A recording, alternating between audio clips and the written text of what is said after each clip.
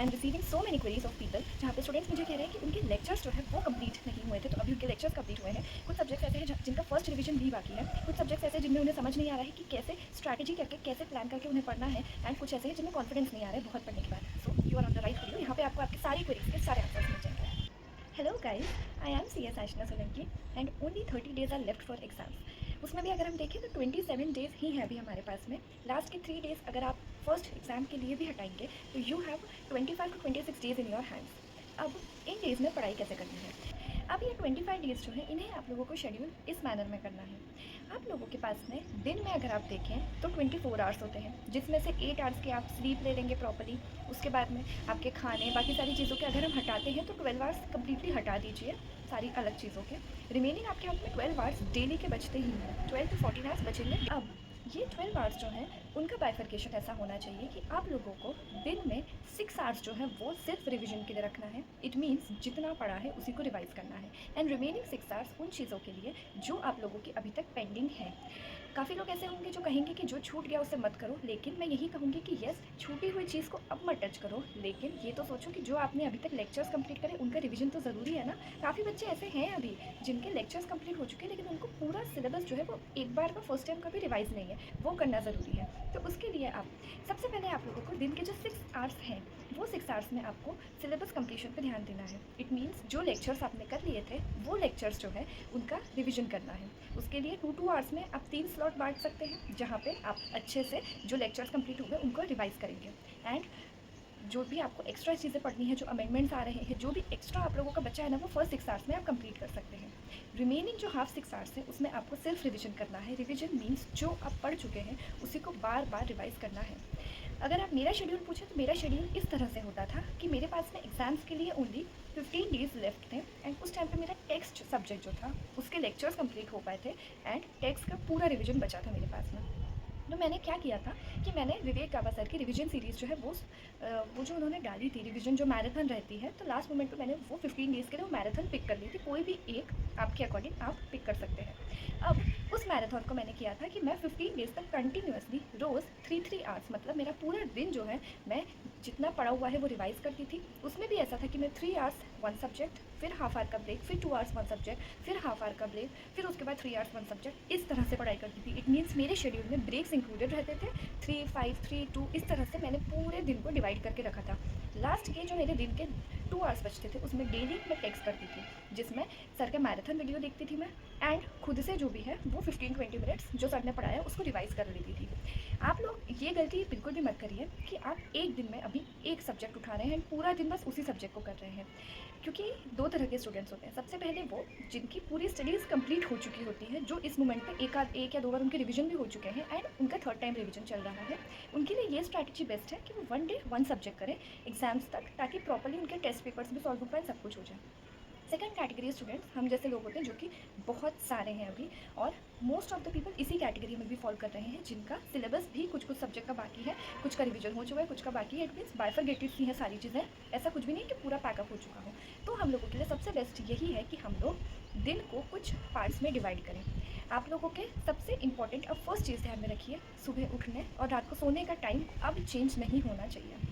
Only 1 month is left for the exam. इसके लिए आप लोगों को सबसे प्रीशियस चीज़ जो ध्यान में रखनी है वो ये है कि आप लोगों का sleeping time and wake up time fix होना चाहिए कि आप किस टाइम सोएंगे, किस टाइम उठेंगे। If you are a night person तो आप रात का टाइम अपना शेड्यूल उस तरह से बनाइए एंड प्रॉपर टाइम पे सो जाइए, टाइम पे उठिए। If you are a morning person तो आप उस अकॉर्डिंग अपना शेड्यूल बनाइए, लेकिन आपका स्लीपिंग टाइम अब बिल्कुल भी चेंज नहीं होना चाहिए। कीपिंग इन माइंड एग्जाम्स की एग्जाम टाइम पे आपको कितने बजे उठना है, किस टाइम पे सोना है, उस अकॉर्डिंग आप अभी का आपका wake up and sleeping time decide कर लीजिए। सेकेंडली, आपका wake up and sleeping time decide होने के बाद आप लोग एक प्रॉपर दिन को डिवाइड करिए कि आपके कितने सब्जेक्ट्स रिमेनिंग है। तो फर्स्ट 6 आवर्स में आप वो सब्जेक्ट करेंगे, रिमेनिंग कितने सब्जेक्ट हो चुके हैं जिनका आपको सिर्फ बार बार रिवीजन करना है, बाकी के रिमेनिंग टाइम में आप वो सब्जेक्ट करेंगे।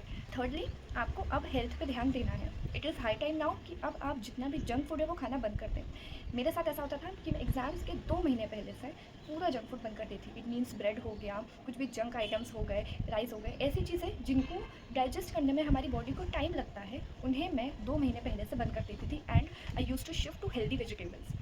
आप लोगों को भी ये ध्यान रखना है कि इस टाइम पे आपकी हेल्थ जो है वो बिल्कुल भी बिगड़नी नहीं चाहिए, तो आपको सिर्फ और सिर्फ हेल्दी खाना खाना है। जितने भी आप जंक आइटम्स खा रहे हैं उन्हें बंद कर दो। दो फ़ायदे होंगे, सबसे पहला हेल्थ सही रहेगी और दूसरा डाइजेस्ट करने में, पचाने में हमारी बॉडी को बहुत ज़्यादा एनर्जी लगती है इन सब चीज़ों को। तो जब आप जंक नहीं खाएंगे, सिर्फ हेल्दी खाएंगे, तो आप देखेंगे कि आपका माइंड शार्प चलने लगेगा एंड आपकी बॉडी की एनर्जी जो है वो फूड डाइजेस्ट करने में नहीं जा रही है बल्कि पढ़ाई में जा रही है। तो बिल्कुल ध्यान रखो कि only green vegetables and healthy चीज़ें खाओ, फ्रूट्स खाओ। फिर उसके बाद आपको ये चीज़ इंपॉर्टेंटली ध्यान में रखनी है कि आप टेस्ट पेपर डेली देख रहे हैं एंड नेवर से टेस्ट सॉल्व करो।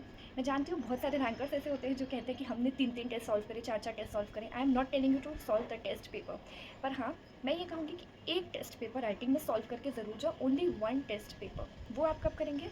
आप या तो उन टेस्ट पेपर को अभी भी कर सकते हैं अगर आपकी सिलेबस हो चुका है तो, और अगर नहीं हुआ है तो आप 20 डेज़ के बाद, जो 5 डेज़ आपके पास रिमेनिंग है इन दिस 25 डेज़, तो आप 5 डेज़ में ओनली टेस्ट पेपर सॉल्व करेंगे। रिवाइज करना पूरे दिन, लास्ट में टेस्ट पेपर सॉल्व करना। बट फॉर नाउ आप लोग डेली टेस्ट पेपर देखो, 3 to 4 ईयर के टेस्ट पेपर उठाओ और बस उन्हें देखना शुरू करो कि किस तरह के पेपर आते हैं, कौन से क्वेश्चन ज़्यादा पूछे जाते हैं। इतना याद रखो कि जब तक ये नहीं पता होगा एग्ज़ाम में पूछा क्या जाएगा, तब तक तुम कितना भी अभी पढ़ के जाओ, तुम्हारी एग्ज़ाम्स अच्छी नहीं जाएंगी। तो आप लोगों को ये पता होना चाहिए कि एग्ज़ाम्स में क्वेश्चंस कैसे आएंगे, किस तरह का पेपर पैटर्न होगा। वहाँ एकदम से देखोगे ना तो डर जाओगे देख के कि इस तरह इतना वियर्ड पेपर है, क्या है ये। इसलिए अपने टेस्ट पेपर्स को देखते रहो डेली। जब आप पढ़ाई कर रहे हो, जैसे ही वो सब्जेक्ट की आप बुक क्लोज करो तो उसका टेस्ट पेपर देखो कि इसमें किस तरह के क्वेश्चन पूछे गए हैं, देन क्लोज द बुक, फिर नेक्स्ट सब्जेक्ट की तरफ मूव ऑन करो। बट ये देखते रहो, 3-4 साल के test paper in hand ready रखो जो आप बस डेली देख रहे हो। आप खुद देखेंगे कि जब 1 महीने तक आप टेस्ट पेपर कंटिन्यूसली देख रहे हैं तो आपके एग्जाम्स में कैसे भी क्वेश्चन आ जाए, एटलीस्ट यू फील कॉन्फिडेंट क्योंकि आपने रोज़ उस चीज़ को देखा है। देन उसके बाद आप लोग बहुत क्रूशियल चीज़ ये ध्यान रखो कि राइटिंग प्रैक्टिस। मैंने लास्ट वीडियो में भी बोनस टिप में यही कहा था कि जब तक आपका प्रेजेंटेशन अच्छा नहीं होगा आपकी एग्जाम्स अच्छी नहीं जाएंगी। तो कोशिश करो कि आप डेली का कोई भी एक आंसर लिख रहे हो। आई एम नॉट टेलिंग कि पूरा लिख के हमको प्रैक्टिस करनी है, इतना टाइम नहीं है हमारे पास में। तो आप लोग बस डेली का 1 आंसर लिखने की कोशिश करो कि आपका दिन खत्म होने से पहले एटलीस्ट यू राइट 1 आंसर, जिससे आपका जो हाथ है वो चलता रहे एंड आपका प्रेजेंटेशन पता रहे आपको कि क्या कैसा जा रहा है। कंपेयर करो, लास्ट टाइम कैसा लिखा था कंपेयर करो अभी कैसा लिखा है। तो at least this comparison will help you देखने में कि आपकी हैंड राइटिंग में कुछ चेंज है, आपका प्रेजेंटेशन सही है। डेली का एक आंसर कुछ नहीं जाता, 5 to 7 मिनट्स लगते हैं बस डेली का एक आंसर लिखने में। काफ़ी बच्चे ऐसे हैं जो अब ये कहेंगे कि एक दिन में इतना सारा करने के लिए हमारे पास टाइम कहाँ है। तो बेटा एक दिन में तुम्हारे पास 12 आवर्स खाली बच रहे हैं। You have 12 hours in hand, जहाँ पे तुम जितनी भी कोशिश करोगे ना, ये 12 आवर्स तो तुम्हारे हट ही नहीं रहे हैं। सोना हो गया, खाना हो गया, सारी चीज़ें हटाने के बाद जब तुम्हारे हाथ में पूरे क्लियर 12 आवर्स बच रहे हैं तो तुम खुद बताओ इन 12 आवर्स में तुम कैसे नहीं कर पाओगे। बस सिलेबस को डेली टच करने की कोशिश करो।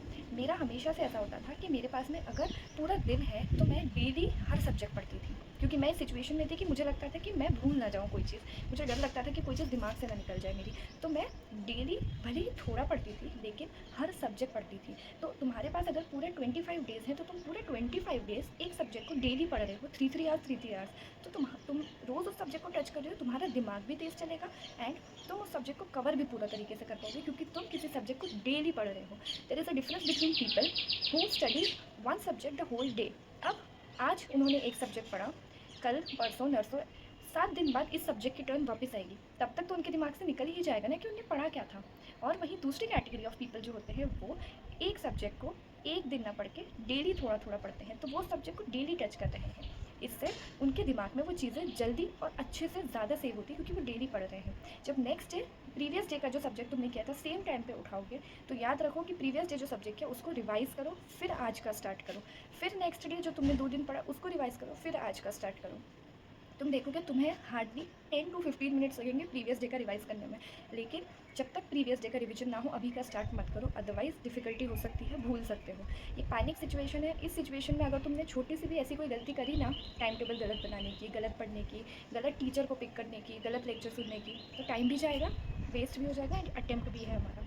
इसीलिए ये छोटी छोटी चीज़ों को ध्यान रखो एंड अच्छे से पढ़ो। तब तक के लिए ऑल द वेरी बेस्ट।